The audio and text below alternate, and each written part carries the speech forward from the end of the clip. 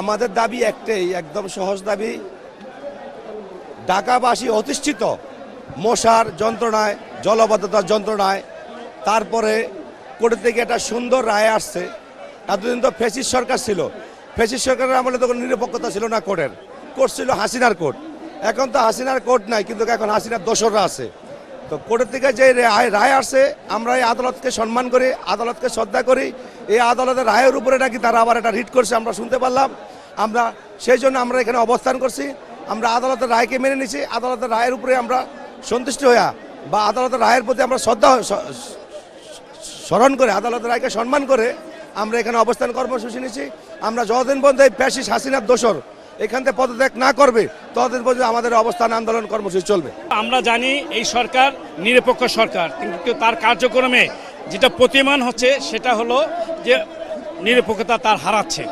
আমরা মনে করি যে ভোটের মাধ্যমে ইশাক সাহেব নির্বাচিত হয়েছেন, অনতিবিলম্বে তাকে তার প্রয়োজনীয় ব্যবস্থা গ্রহণ করে তাকে সেবা করার সুযোগ দিবে, যার ফলশ্রুতিতে নগরবাসী আজকে বিভিন্ন সমস্যা থেকে তারা সমাধান পাবে।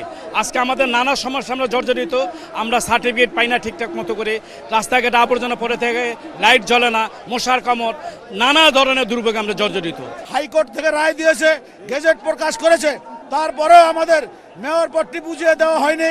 তাই অন্তর্বর্তীকালীন সরকারের যদি শুভবুদ্ধির উদয় হয়, আমাদের আন্দোলন সংগ্রামের মাধ্যমে আমাদের ন্যায্য পাওনাটুকু আমরা বুঝে নেব।